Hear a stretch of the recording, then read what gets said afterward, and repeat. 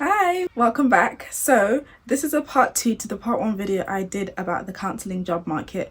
I was asked to do this video, so in today's video I'm going to be going through some of the job adverts and some of the things that you're going to see in job adverts for counsellors and therapists, and the kind of qualifications and experience that you're going to need to be able to apply for counselling jobs. And we're going to go through that together to make things a little bit easier, so you know what to expect once you're qualified and ready to work as a counsellor or a therapist. So let's get straight into it. This first one is a job role for a counsellor at the University of London. So this is a part-time job with a salary range from 37,000 to 48,000, and it's part-time. And I think if you watch my previous video, you'd know that sometimes even the part-time jobs as a counsellor sometimes pay higher than the full-time ones. So that's something to keep an eye out for when you're applying for jobs. You can do part-time and still make a decent salary. So from the requirements, it says that you need a post-qualification in CBT, counselling or psychotherapy, and accreditation from a relevant professional body like the BACP, which I also did a video about, because that is very important to know all the governing bodies and what they are needed for and at which points in your training and career. So they also require you to have knowledge of higher education institutes, but the job has a little extra on the side. So it's not just coming in, counselling some people and doing your admin work and going home. There's a little bit extra in the job description. So one of the things is to contribute to the ongoing development of advice centre policy and provisions. So think about whether you're comfortable with doing more than just counselling, because being a counsellor already has paperwork of its own and you have to have a supervisor, which you also have to make time for. So think about whether you want to do this extra workload that's also involved with this job. And some of the jobs I'm going to go through today, a lot of them do have a little bit of extra stuff on the side. So that's probably why they pay a bit extra as well. Because in one of the videos I did about the highest paying psychology careers, counsellors and therapists were not that high up on the scale. So be aware of that as well. So this next one is for a staff counsellor / psychologist / psychotherapist at the Royal Marsden NHS Foundation Trust. A lot of counselling jobs are always going to be available in the NHS, but of course the demand is really high because the pressure is really high, and demand for counselling services is also really high. So the job is probably a lot of high pressure and very performance driven. So if you got nowhere else to go, I guess that would be a last resort, because as long as you have the qualifications, the NHS will probably most likely take you on. So let's have a look at this job and see what they ask for. This is also another part-time one with the salary quite high, 49,000 to 55,000. But like I said, I don't know why they put dash. Like, pick one, you know. Staff counsellor, psychologist / psychotherapist, those are different things. So I don't know which one they want. So the job description is a bit messy because they are asking for 3 different job roles to do the same thing. Like I said, I think they are a bit confused. You could have just done 3 different job adverts, but they put 3 different roles into the same job advert. Either they were lazy or they were confused. So in summary, we can see there's a lot required outside of this role. There's also reflective groups you have to participate in, and critical incident stress management.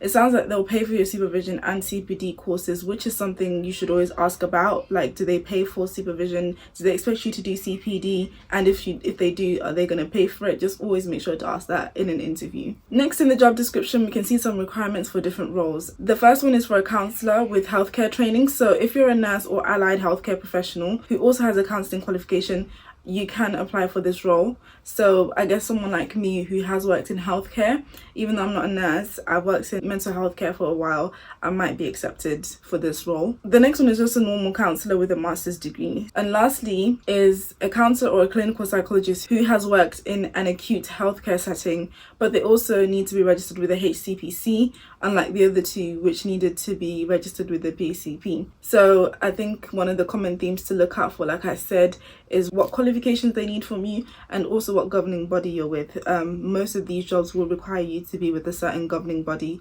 and majority of them say BACP or something equivalent to the BACP, which I spoke about in one of my previous videos. So this is a decent role. Like I said, I feel like it should have been 3 different job adverts, which just goes to show how confusing it all is, because I feel like some of the people who advertise for the jobs don't even know what we actually do, to the point where they put us in the same category as a psychologist who doesn't get the same level of training that we do. So it's up to us to then actually pinpoint the jobs that we're actually suitable for, because on top of counselling they also want us to do a little bit extra, which we're not necessarily trained to do. Like, we're not receptionists, we don't do all this extra admin work, unless of course maybe you own a private practice. Of course you might be doing extra admin work. So the next one is in-person systemic and couples therapist. So obviously this one's quite specific. One of my previous therapists from first year, he told me that he's doing a course in family and systemic therapy. So it takes quite a while. It requires a lot of training from what I've seen and what I've heard, and just from my own research. So let's see, if you wanted to work with families, let's see what you would need. So this one says it's part-time / self-employed, once again, which is confusing, and the salary is not on there, which for me is enough for me to just not even apply for it. I don't know why you wouldn't put the salary on there. That would put me off. So I can't say that how much it is, but for the fact that they didn't put it on there is maybe because it might be quite a low salary. Let's see what you would need to do in this job role. You would be providing counselling to families and couples. It sounds like you would potentially be having your own practice, because it says self-employed, but without the hardships of actually owning a private practice, like paying for the room rent or building rent, supervision or CPD. You'll need to do a bit of admin, of course, which is normal, unlike the other jobs I've mentioned. With this one, you'll need to have a master's degree and be a part of the UKCP or AFT, which I believe stands for something to do with family therapies, Association of Family Therapies maybe. You also need to have insurance, it says, which is something the other jobs didn't say, but you will need to have insurance for your whole career, from the moment you begin placement until you retire from being a practicing counsellor. So keep that in mind when you start your career. And if you're already training, you should already have insurance to work with clients even during placement. You will need to have experience working with families, which you would have got from your placement on your master's course if you are doing specifically systemic or family counselling course. For us in a normal degree, we're not allowed to work with families or couples.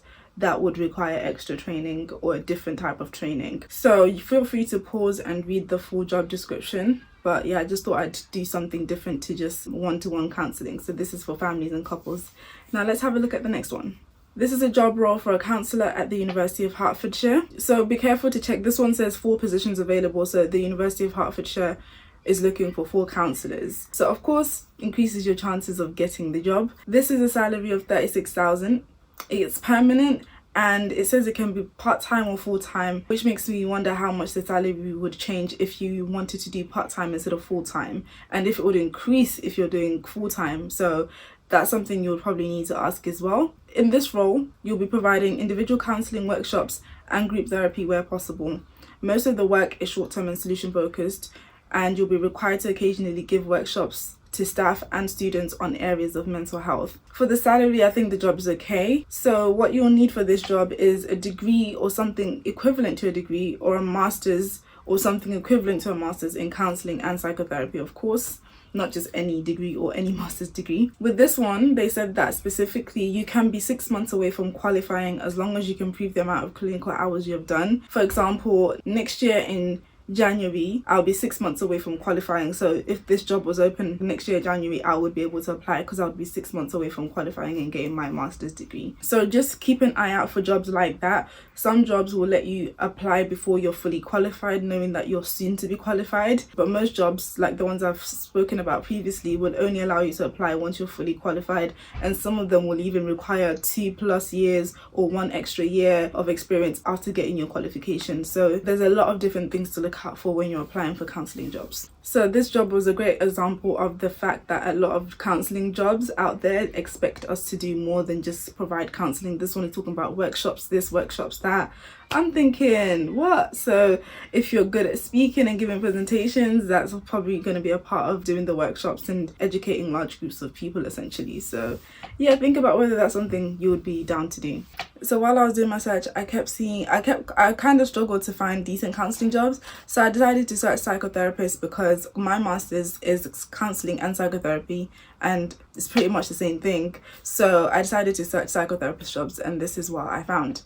The first one is from a company called Inspire Therapy, and this is a job advert for a psychotherapist. So this job is a part-time role with a salary of £27 to £35 per hour, which is odd considering all the other jobs have a salary per year, except for that one which didn't have the salary. So I find that very odd to begin with, why they would put per hour instead of the salary per year. This one requires a lot of experience, so they say you need 3 to 5 years of working in addiction. So unlike the previous one, you can't apply before you qualify. You need extra qualification even after you get your degree. You can work from home, so some online experience would be good. So if you're able to do a variety of placements, online, over the phone, face to face, then do it so that you can widen the horizons of what you can do once you're job searching. But of course, only do stuff that you're interested in. If there's something that's off limits to you, like you will never want to work with children or in a school, then you don't need to do a placement in school. But I do want to work with children, so placement in schools is something I'm quite enjoying. This one was quite funny because I found this job advert, I think, on Glassdoor. If you apply for a job on Glassdoor, you can find reviews for the job that you're applying for, which is really, really good, I think. So other people know what it's like to work there. And the reviews for this specific job weren't good. I'm going to put them in the screen and hopefully you can read them. I personally don't think I would apply for the job based on that. The reviews were quite negative, but I think it's helpful because then at least you know what to expect. So next up we have another NHS job, which is under 5s child and adolescent psychotherapist. So this one is very, very specific. Under 5s, it's not just children or young people. So let's see what this one has to say. So this one is a huge salary of 47k to 53k, but it makes sense. Like I said in one of my videos, working with children or being a child psychologist is one of the higher paying salaries in psychology, so it makes sense. But of course, this job with such a big salary does come with a bit more responsibility than just counselling. So they say that you offer only 6 sessions, but you also provide teaching and training about mental health and early attachment. You'll do assessments and you'll consult parents and professionals and do interagency work. So you probably won't even have too many clients because you have so many extra things to do. So this is something to also look out for when you're job searching. How many sessions do they allow you to give? Is it ongoing? Is it short term? What's their policy around renewing contracts or extending contracts with clients? For example, my placement gives clients the option to have minimum of 3 months counselling, and after that 3 months, based on my conversation with the client, we can decide whether they want to carry on or not. 2 of the clients I have been there for over a year, so they decided to extend their 3 months. So always ask that when you're applying for jobs. It was really good of this job description to tell you how long you have with your clients. So like I said, consider whether you want the extra workload or not. So next up we have another job for a counsellor. This one is for, I believe it's called Newfield Health, which is a health and wellness company. They have gyms around the UK as well. That's how I know them. So let's have a look at what they expect from a counsellor. So this is full-time at 36k a year, but it says on the advert that this can change depending on your experience, which once again I don't like. Be specific, you know, give a range. Like all the other jobs, they gave a range, and I don't like this because they don't have a standard base. So how much experience would I need to have to get 40k from the job? You know what I mean? Like, this is a hybrid role, so some time at home and some time online. They said for the qualifications you need to have a bachelor's degree in counselling, but you also need 2 years of experience. So I'm assuming if you have a master's degree, you can probably get the job straight away because you'll have the client hours from placement. From the looks of it, you'll be doing general counselling duties and admin work. This is a private healthcare and wellness company, like I said. They do state that you can get some benefits like free gym membership and whatnot. So I really hope this helped, but don't click off the video yet. I just want to say a few things. So as you can see, looking for a job as a counsellor or psychotherapist really requires you to read the fine print. The salary range is usually varied, and I wouldn't obviously apply for a job that doesn't have the salary or has a per hour salary, because then that means anytime you don't have clients, you're not getting paid, of which a salary job is a bit more secure, unless you don't mind. And as you can see, some part-time roles do pay more than full-time roles, so there's a good chance you could even do 2 jobs, or you can work in 2 places. The one counsellor that I know at my placement, she works at 2 different schools, because I'm guessing both of them are part-time, so she'll spend some time at one school and some time at the other, which of course double salary. Perfect, lovely. And also, if you can find reviews for the place on Glassdoor, I think that would be really helpful for you to understand the pressures of the job, the good of the job, and the bad of the job, and the ugly of the job before you get committed and then you realize you don't like it. because unfortunately not everybody in the counselling industry is as nice as you would think. Some people are still very mean, not very welcoming, not very warm, not very empathic. So yes, very surprising, but I've heard some stories from some people on my course and their placements. Make sure that you're comfortable with your job role. If they're asking you to do more than counselling and more than just the regular admin that comes with being a counsellor, like taking notes for your clients, just make sure you're comfortable with that. Make sure you get the adequate training if you're not confident, and just be sure to read the job description very, very clearly so that you're not surprised when they're telling you that, oh, you have to teach people on mental health and give presentations. Another thing, make sure to have your registration with an accredited governing body and to have your insurance from the moment you start a placement all the way up until you retire from counselling. Ask about supervision and ask about CPD courses, whether they pay for it, provide it, if they expect it, what's that like, and if they provide supervisors or not. So if you'd like me to do a part 3, let me know in the comments below. Thank you very much for watching, and I will see you in the next video. Be sure to watch part 1 of this, which I did, and I explained something that the BACP had said about the counselling job market at the moment, which I think would be really helpful to anyone who's about to qualify. So I'll see you guys. Bye.